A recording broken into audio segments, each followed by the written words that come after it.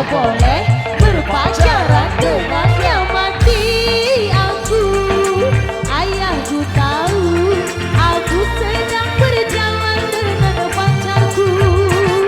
Mati aku, ayahku tahu, aku sedang berkencan dengan pacarku.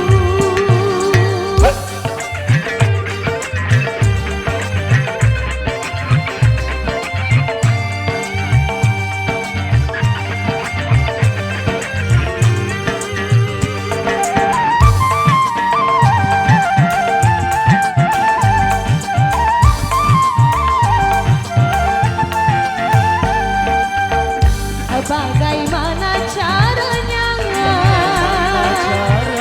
agar tak kena marah? Aku takut pulang ke rumah, aku takut dipukul ayah. Akhirnya aku tidur di bawah jendela. Mati aku, ayahku tahu, aku sedang berjalan dengan pacarku. Mati aku, ayahku tahu, aku sedang berkencan dengan pacarku.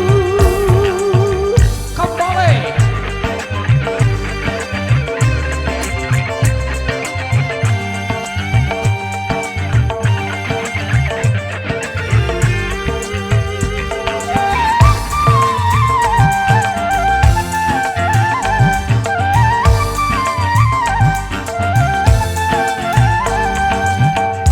Bagaimana caranya agar tak kena marah? Aku takut pulang ke rumah, aku takut dipukul ayah. Akhirnya aku tidur di bawah jendela. Mati aku, ayahku tahu, aku sedang berjalan dengan pacarku. Mati aku, ayahku tahu, aku sedang berkencan dengan pacarku. Karena kata ayah, dia tidak bekerja, sehingga ku tak boleh berpacaran dengan yang mati. Aku, ayahku tahu, aku sedang berjalan dengan pacarku.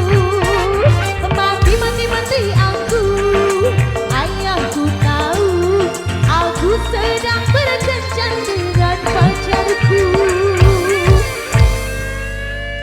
So pasti yang asik banget.